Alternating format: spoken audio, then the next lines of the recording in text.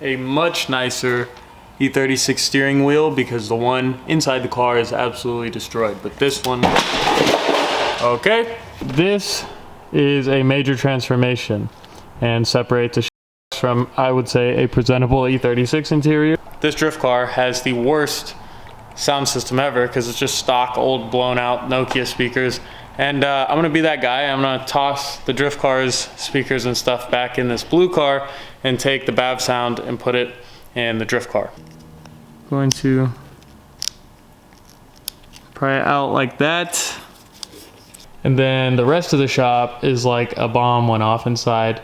All right, welcome back, guys. I have hopefully a pretty exciting video series, or maybe it's just one long video. This behind me is a 1998 BMW 328 IS. If you follow along with the channel, you'd know that I do part out E36s, so the intended reason behind purchasing this car was for parting it out. I started to vacuum this car and kind of look around it, and I don't really want to let it die. I have a lot of parts laying around the shop, and I thought it would be fun to kind of challenge myself to bring this thing back to life with only stuff in the shop. And rather than part it out, the end goal would be to either trade it for a nice or decent daily, or keep it as a backup drift car, or sell my drift car, use this one. I don't know, there's a ton of possibilities. Could even just sell it outright. So we're gonna go over this car in its current state, and we're gonna jump right into the plan for it and everything I intend to change in the next few weeks. I do not want to hold on to this car for too long. The goal is to turn a profit on it one way or another rather soon. I don't want it just kicking around the shop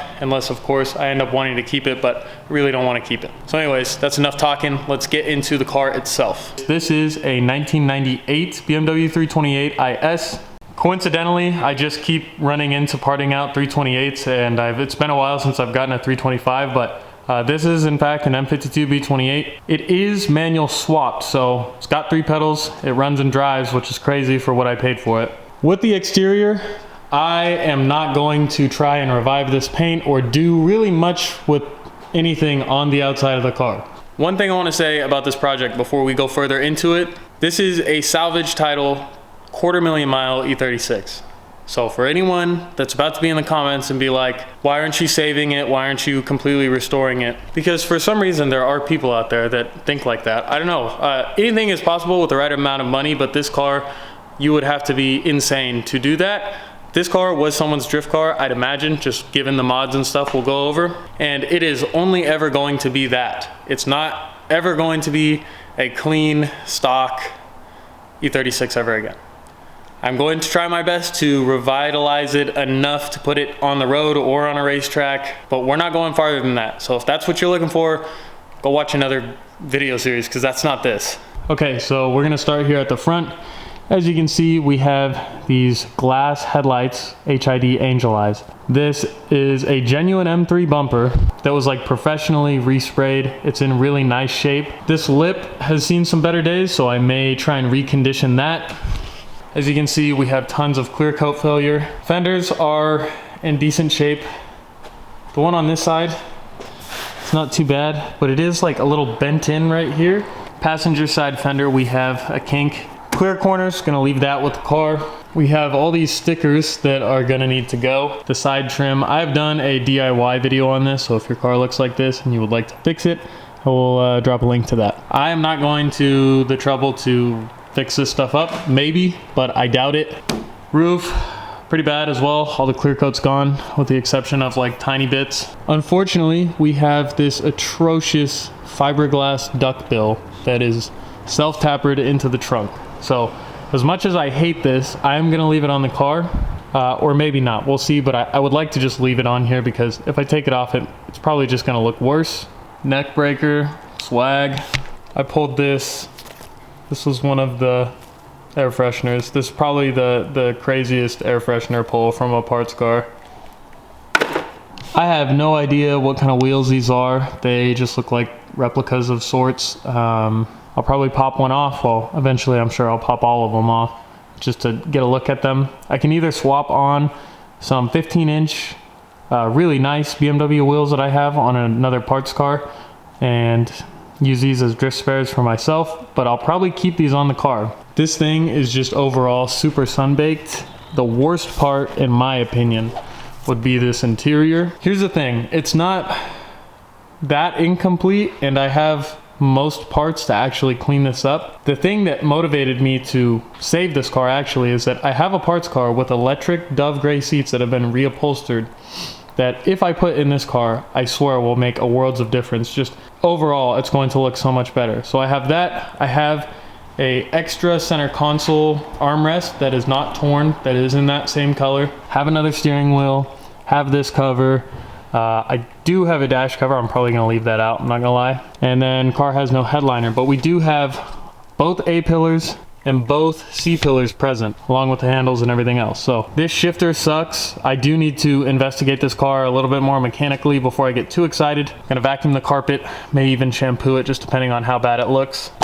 These door cards are pretty gross. I'm gonna try and pull some of this out, but it looks pretty bad. Again, I have a perfect Dove card that I could use instead, but I would like to, again, keep this car as close to free as possible, just with general TLC and general maintenance to kind of just clean it up a bit. Back seats are not that bad, but we are missing this whole quarter part of the seat, and then that one is black. I don't know if they were going for some weird two-tone thing, but it appears that way. I'm not even gonna front. I am taking these rear headrests for my M3, but the interior should be the biggest transformation. So we'll talk about the engine and stuff later when we get into that, but for now, I wanna just start off by giving this thing the cleaning that it deserves. We're gonna yank these seats out. I'm gonna grab the parts car and hopefully put those other seats in. So we're gonna start with that.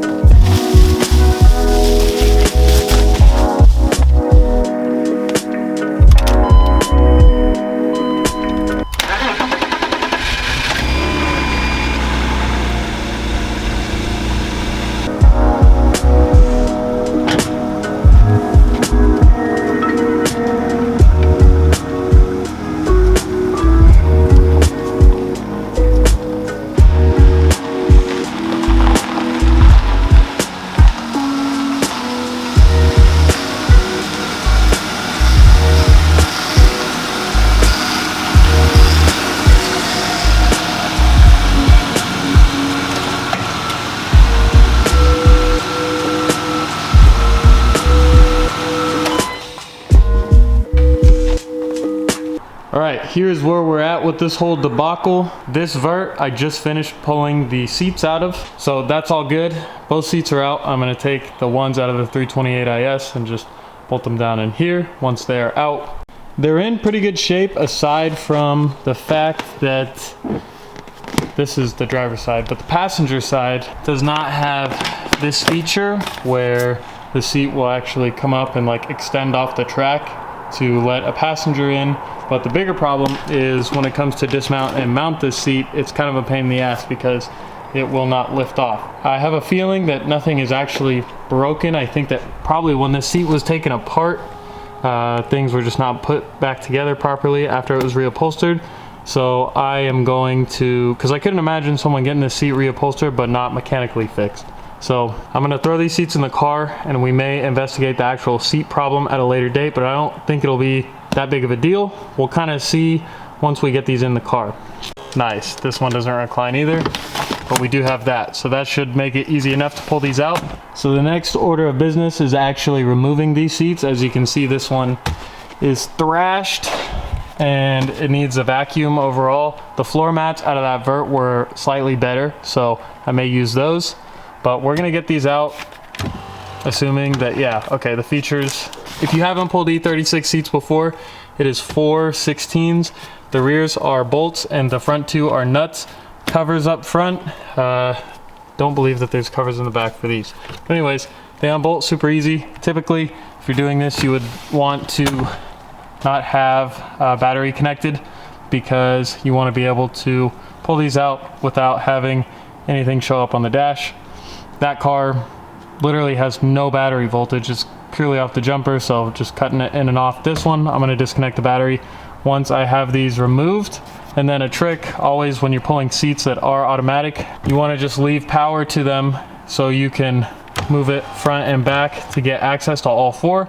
Once they're removed, you can actually center the seat, then cut the power and remove it.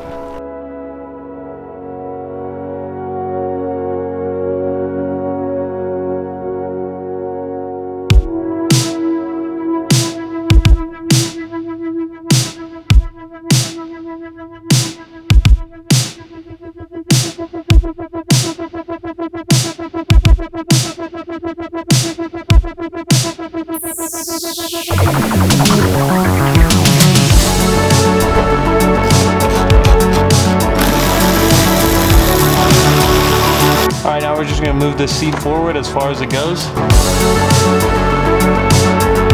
Luckily these go forward and back, so now it's as simple as just popping that thing up. And then the rest of these, or the ones in the rear I should say, are super accessible.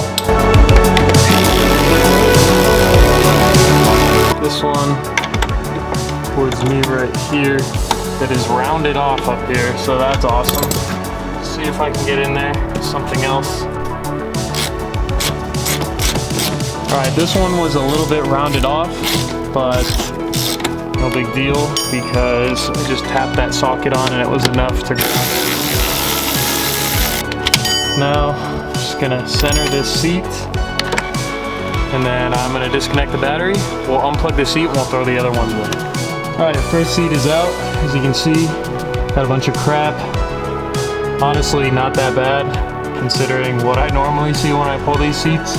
So this person vacuumed their car every once in a while. Yeah, so when I vacuum this up, the carpet actually is not too stained, just about up here. Just clearly they never use floor mat, so this is just like mud stains and dirt. But as for underneath the seat and behind it, it's actually pretty clean. So I'm gonna get the shop back and clean all this up. We'll put the new seats in and it will make a world of difference.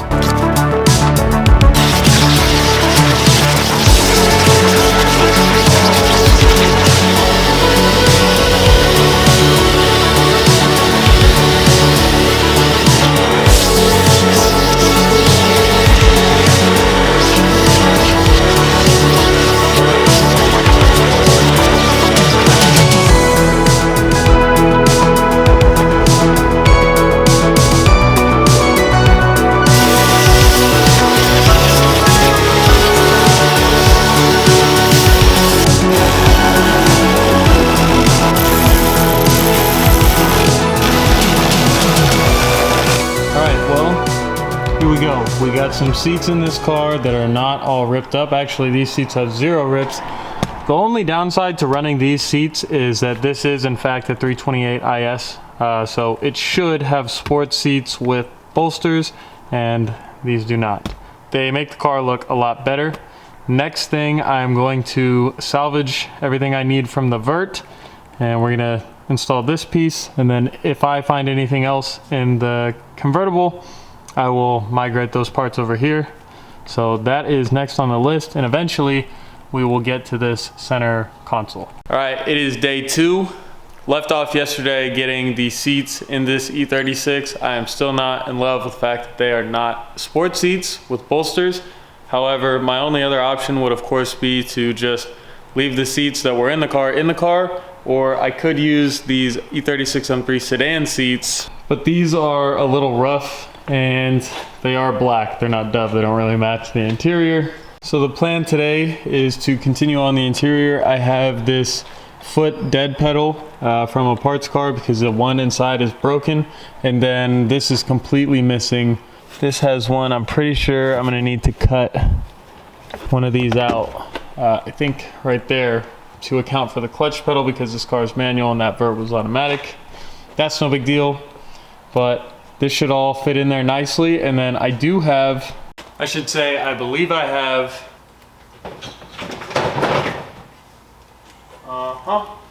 I have a much nicer E36 steering wheel because the one inside the car is absolutely destroyed. But this one, okay. This steering wheel is, I think, also out of an OBD2 E36. Maybe not. I don't really remember what this came out of, but I'm pretty sure. Let's just make sure. This is the same steering wheel, yeah. I mean, I don't know how well the difference shows up on camera, but you got this versus this one. This one is so much nicer. This thing is mint in comparison. So with the steering wheel, the under panel here, and the dead pedal, this cockpit area will be fully transformed. So let's get this uninstalled, and we'll uninstall the steering wheel and we'll get it all put back together. Alright, we're going to start with the steering wheel. First step is, of course, disconnect the battery. We are going for the airbag here, so you want to make sure you do that. Then just unlock the steering by turning the key over, and then what I'd like to do is put the wheel vertical up this way so you can access both holes to release this airbag. The torques on this particular steering wheel are a T30. You're just looking for the T30 down in that hole. It's pretty recessed, so you do have to get a Torx or something that's going to fit in there.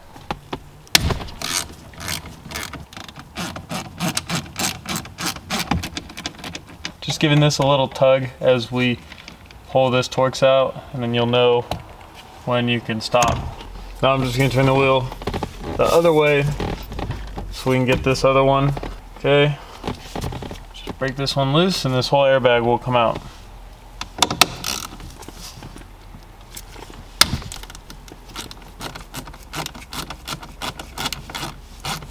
Alright, there's the airbag. Again, you really don't want to disconnect this until your battery's disconnected. But as far as unplugging it, it's super easy. You just pull those connections. Super, super easy.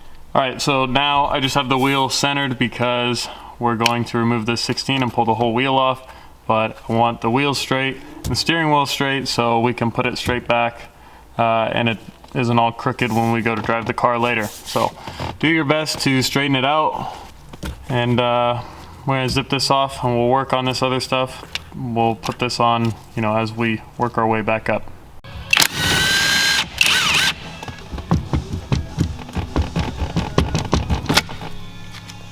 All right, now in order to remove our broken like footwell panel, dead pedal, whatever you want to call that whole piece, there is this hood latch cable, like pull tab, whatever. The lever, there is a Phillips head on the base of it.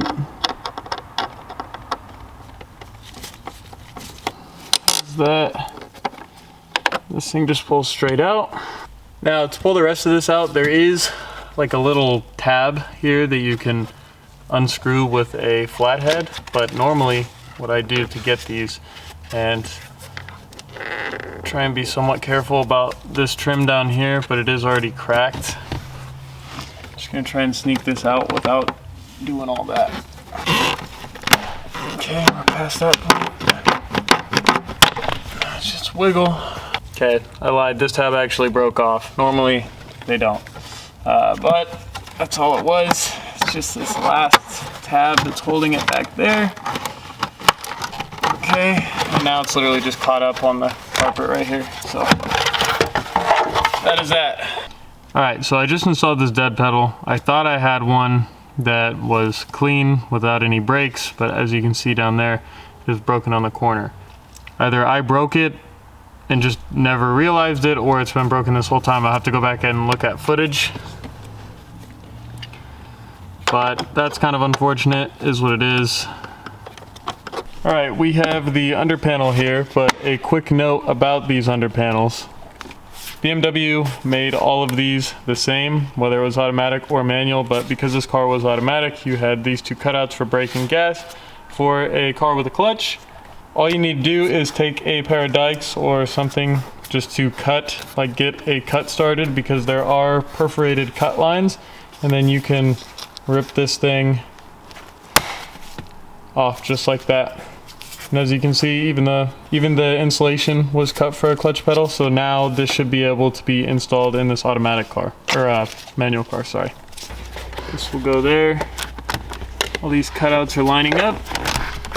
And the trick is just sneaking this It's in here now. We have the DLC connection, plus we need this guy plugged in here. Okay, all plugged in. Just get this thing.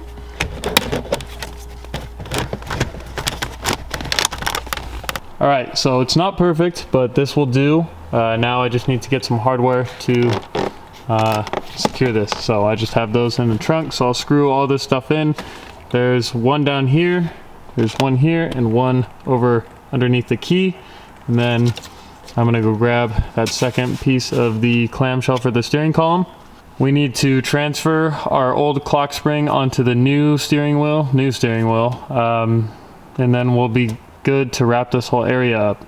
But this is a major transformation and separates a ship box from, I would say, a presentable E36 interior. So I'm glad that I had this from the parts car, because this makes a worlds of difference. This paired with the seats.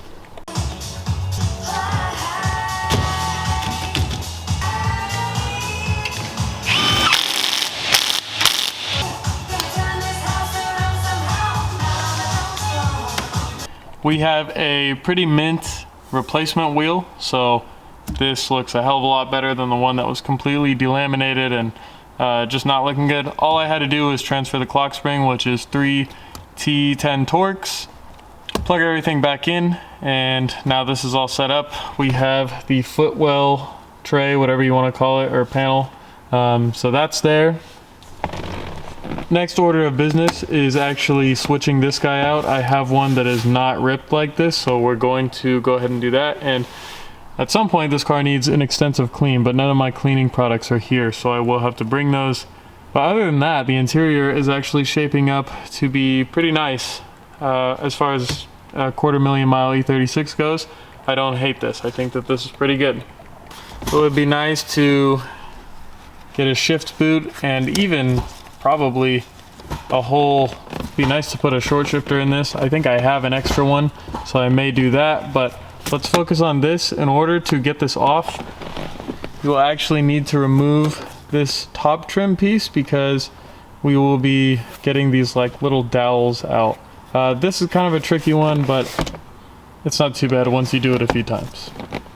All right, so in order to actually remove this, all we are going to do is separate this back piece, and you will have to move the seat forward or back, or just recline it. This one again doesn't recline, so we'll have to see what happens about that. But I'm gonna get this end piece off, and then it will expose what we actually need to pop out to get this section off. All right, so kind of dark back here, sorry about that, but now that you have this main rear tray off, you will have the one in the front. So there are two pieces, they clip together. This one in the front specifically has two little holes on the inside that kind of line it up and keep it in place. So you just put a pick behind that, pry that out, because you'll need to put this directly up.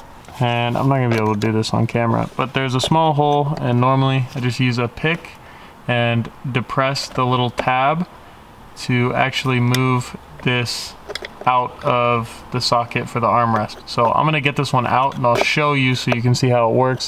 But yeah, this needs to be directly straight up like this, so you can actually access the hole, which is down here.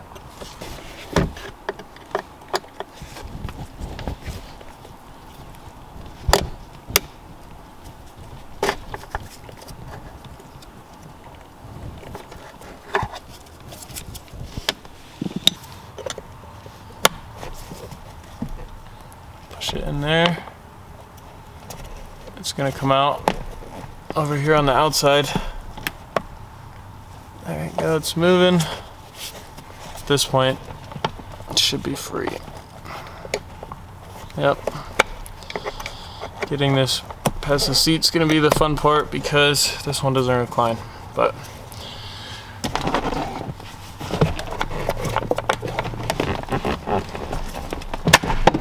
got it. Pull straight out. All right, I have this one that is in really good shape, and it was gifted to me by my friend Vlad. So Vlad, if you're watching this, thank you for your contribution to saving this E36.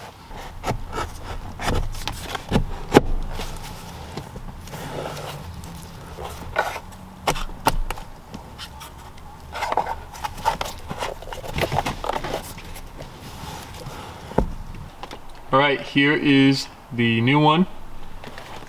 No tears, a little bit of wear, but completely normal to be expected for the mileage. So this is looking way better with the seats, center console, new steering wheel, under tray, everything is shaping up. Oh, and the steering column cover. So this car is way more complete than it was like less than 24 hours ago, so that is awesome. The next thing that it really needs is an extensive detail, and then I'm gonna go over the rest of the car and it will probably be listed up for sale. All right, welcome back. I am with the 328 as well as my drift car.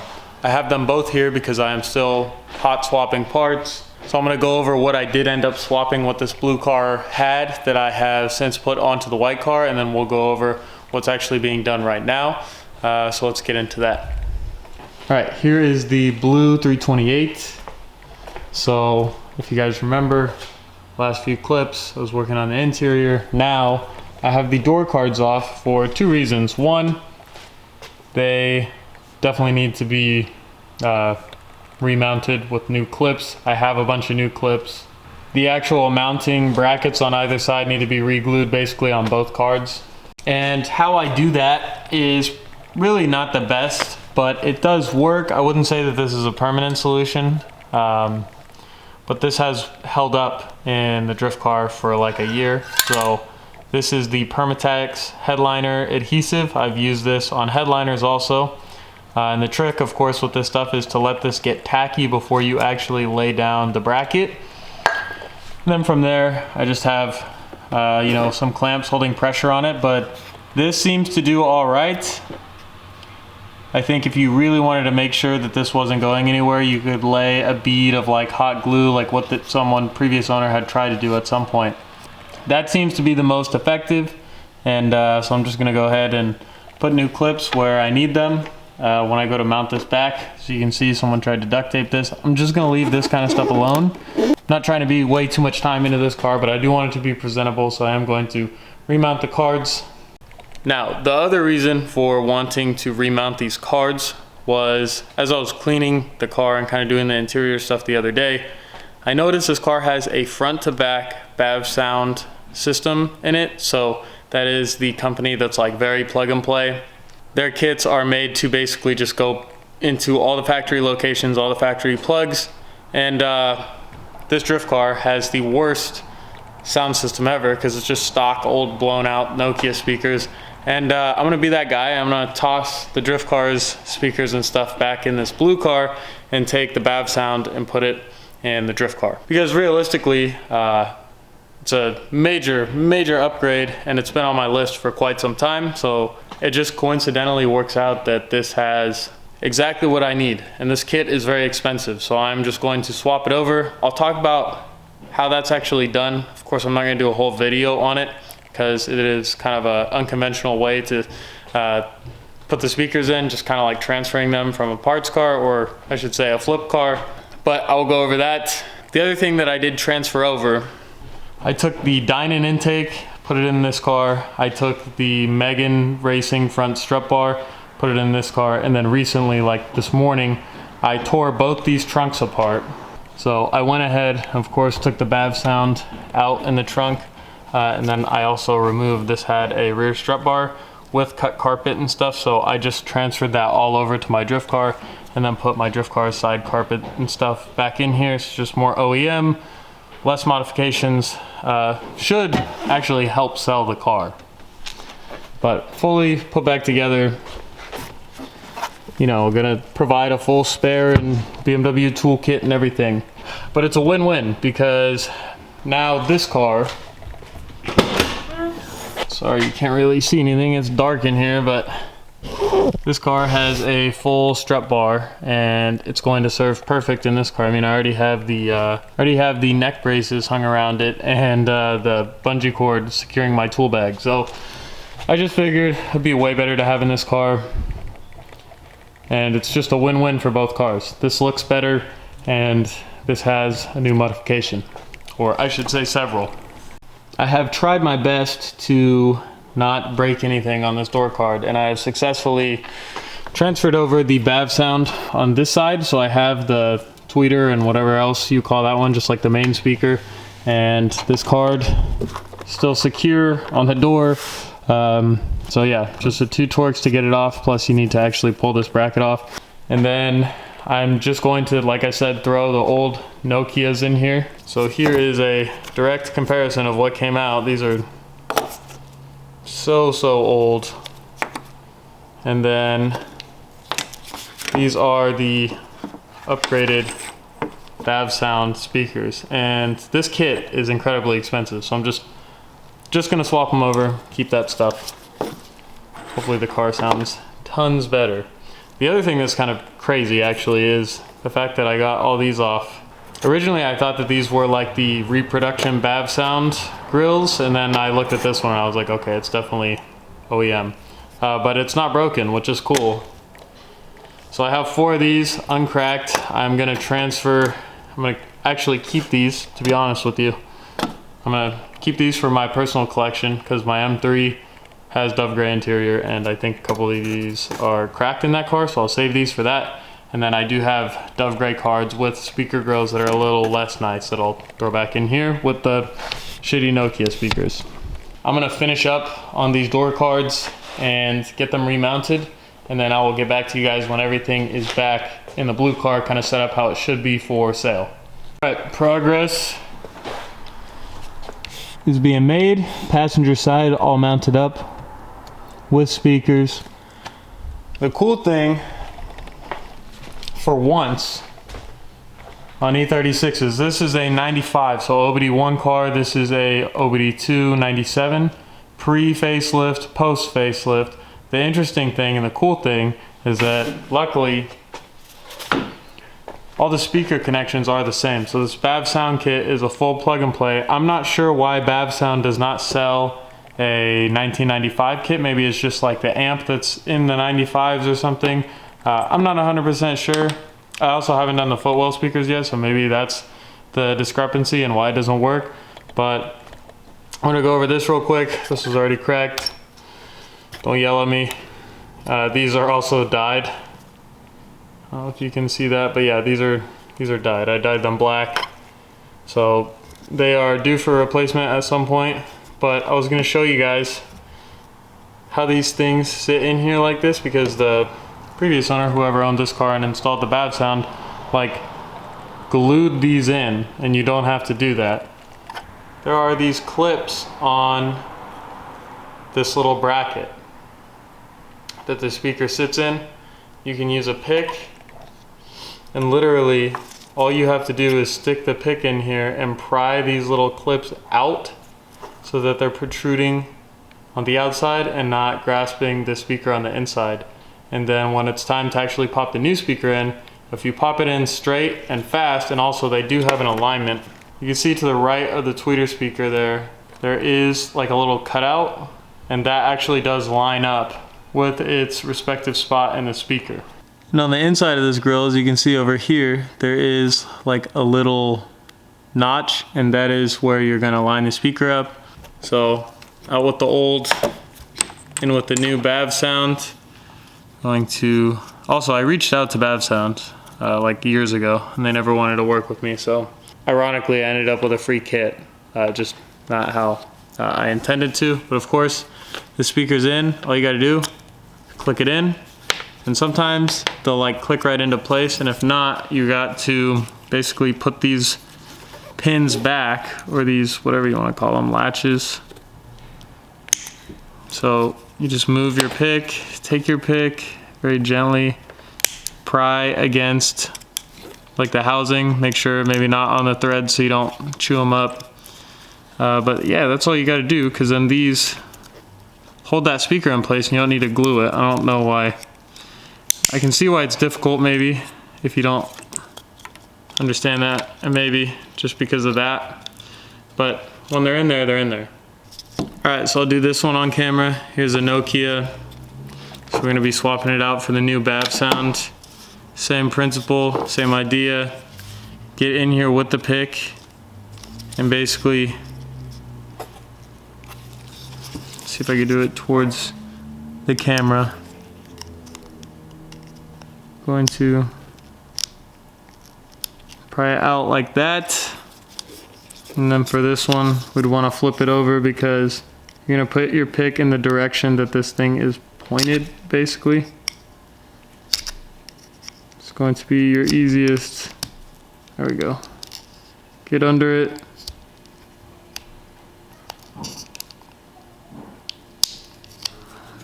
Just like that. Got these two. Just need to get this one.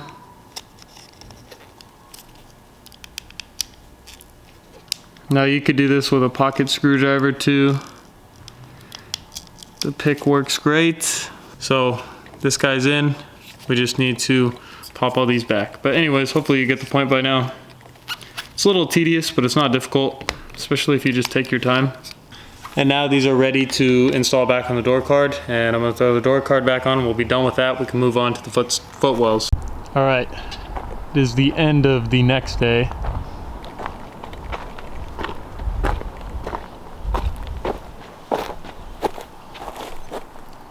Have the 328 IS, and I've already lost power to it, unfortunately. Battery is not holding voltage, but just because it hasn't been charged all the way. All right, as you can see, door panels reattached. I have not cleaned the car yet, so it's still kind of dirty in here. And then actually on that side, I do not have speaker grills installed, but overall, not bad for this video at least. But I had an idea come to mind as I was making this video, and we'll go in the shop and talk about it. I just wanted to show you guys kind of where I'm leaving it for now. All speakers are transferred back over. The door panels are reattached, and the interior is pretty much complete, you know, aside from little things like we're missing the cover, and then the headliner is just the fiberglass or whatever that is, and there's no fabric on it. But again, not gonna do that. Hopefully you can tell I de-stickered the car. Looks a million times better. It's funny, these were so baked on here that yeah, they're still pretty much on there. But I'll get to this eventually. This car is not priority at the moment, but let's talk about what the plan is for it. And while we're out here, let's appreciate the rig. So finally figured this truck out. I have been fighting a fuel surge issue on my Duramax for like 6 months, I feel like, maybe a little bit less. But ended up being what was actually causing it to surge. If you have followed the truck videos, I went ahead and I did the fuel pressure regulator, which is down in the CP3, and I had done the injectors over the summer, so been in the truck a few times. I had done the fuel pressure regulator, and sure enough, the problem persisted to the point where it would lose prime overnight, basically. And then I really, you know, I had to prime my truck up every single morning before I wanted to drive it. But that actually led to me finding out what the real cause of the issue was. It's really silly because I did the fuel pressure regulator and thought it was that. 250 bucks later with that. Long story short, it was the fuel filter head housing, like the actual plunger that you use to prime up the truck. If you run out of diesel or you change your fuel filter or whatever you end up needing that for, in my case I had to prime the truck all the time. Turns out one of the O-rings was leaking, and the worst part, what I've been kicking myself about, was I had those parts all along. I actually ordered those parts because I wanted to do it as preventative maintenance when I was doing the injectors, but that injector job was such a chore that I just wanted my truck back together and I wanted it to run. That was my fuck up because I had to go back in and disassemble the fuel filter plunger and rebuild it all with new O-rings. But now it's rebuilt, truck holds prime for doesn't lose any prime, fuel pressure looks awesome. So anyways, that's the story with that if you were curious. Let's go talk about the blue 328. Alright, this portion of the video should be like a little bonus because I'm not sure how many people are actually going to watch to this point. I was just thinking, last night I had an idea. It's very rare that I have two drift ready E36s at the shop. Of course I have my 325 IS, but then this blue one. And instead of flipping it right away, I think it would be really cool to take it with me with the 325 IS also to Thunder Hill at the end of next month. And I'm trying to see if I can just toss keys to one of my best friends and see if he wants to try out drifting or even just do donuts, whatever. Since it is a private event, he would have the ability to do that. So if that's the case and he is down, I would like to have that car go to Thunder Hill also, and we'll just see what it can do. If it blows up, it blows up. If he stuffs it in a wall, whatever. I think it'll be really fun. And realistically, I'm not rushing or pressed to sell this car fast because it's kind of a bucket. Even though I have done like a little interior cleanup on it, it's pretty rough. And unless I get what I want for it, which is like 3,500 bucks, the E36 market is not what it was like 2 years ago. So if I can't get 3,500 bucks, I'm gonna part it out anyways. And for anyone that's upset about that, it's just the nature of the game. Having to make money is of course a part of everything. And if it doesn't get smashed and it doesn't sell and I do end up parting it out, I will probably keep it as a backup chassis because it is straight. Even though it is a salvage title, it's a very straight car. And it is Avis Blue, so down the road, I have plenty of property now to store things, so I can store the shell and we'll see what happens with that.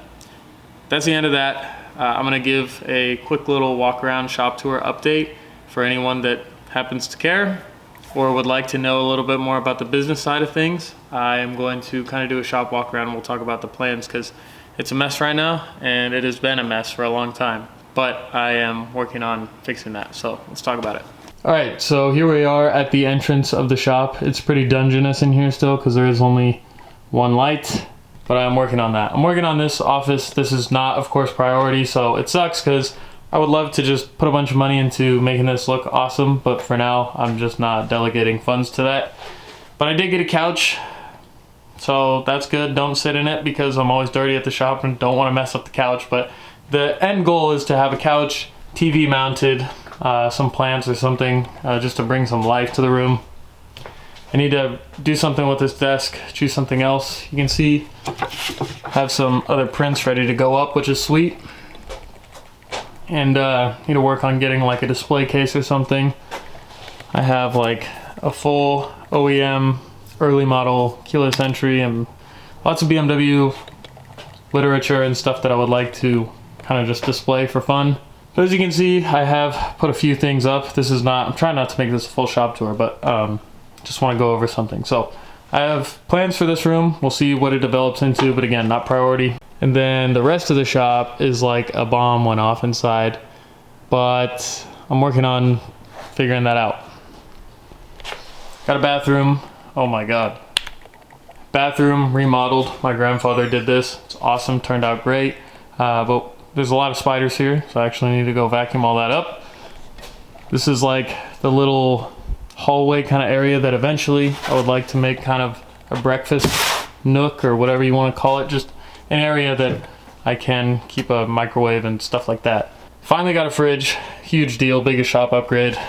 This is like the Dungeness box hallway right now. So again, figuring that out.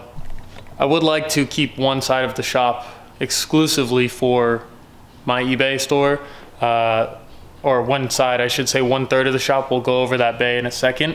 But as of now, everything is scattered like from one end of the shop to the other, and it would be nice to keep things confined. That way I don't accidentally expose anyone's personal information on labels or whatever, anything that's going out. And also I need to build like a proper photo booth. I don't have problems selling on eBay, but I know that if I built a proper booth and a proper product staging photo booth, I think I would move stuff a little faster. So if you guys want, I can go into the eBay hustle all in its own video at some point. But again, it's just me. I have a full-time job. I am a full-time student.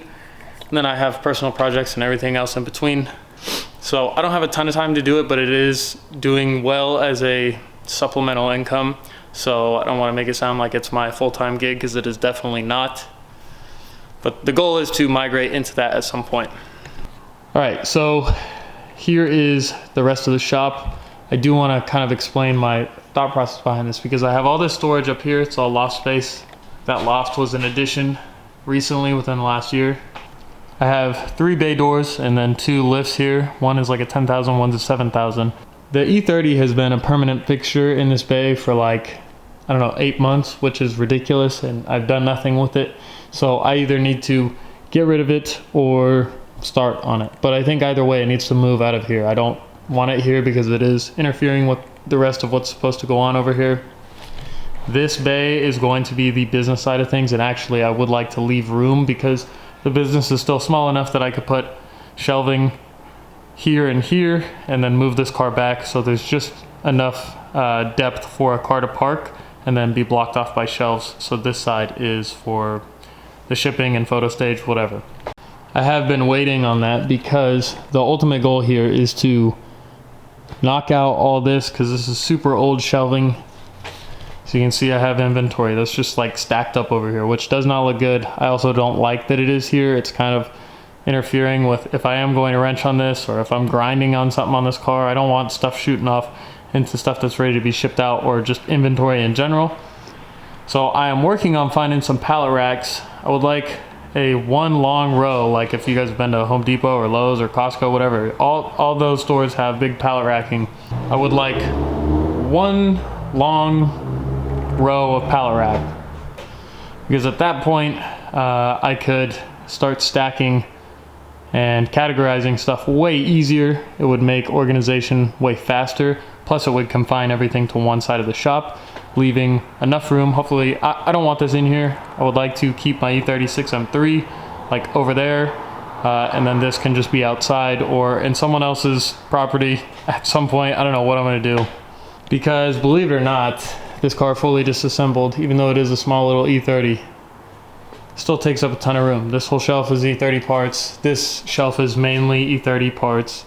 And this is like the dirty corner, which again, all this needs to be moved around because it doesn't make sense to have used oil and engines and shit next to stuff that I'm gonna put in the mail. Everything is a work in progress, and of course the ultimate goal is to have this be like the dream shop space. It's going to take a very long time, and I just like giving periodic updates in case anybody is curious. I would love to be way more consistent uploading on the channel. I feel like I've abandoned it at some points, and that's not the intention. It's just I do not have time to make videos. The other problem that I have is that there's so many things that could have a video about them. I just don't know what to film.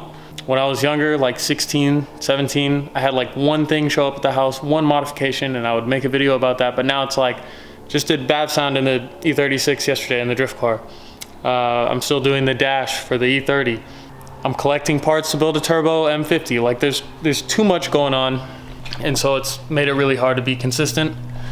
I'm not complaining, but input from people that watch the channel will be helpful, because at this point, I don't really know what to make videos on. And I know that there's not gonna be a lot of consistent viewership when I don't make consistent videos, but input and suggestions would help. Anyways, that's enough yapping for me today. Hopefully you guys enjoyed the video and got some insight into like what happens at the shop. But what do you think about the E36 idea? That is like my main goal, is figure out what to do with that car. And hopefully I can make a follow-up video, like giving the keys to a friend for the day and letting him drive the car. So see what happens with that. If you need E36 parts, make sure to visit the shop page. I'll link it down below. I also have an eBay store, 100% seller feedback, so buy with confidence. Other than that, hopefully you guys enjoyed this video. Thank you so much for watching, liking, subscribing, sharing. Anything you do does help the channel grow. So with all that said, thanks for watching. See you in the next one. Peace.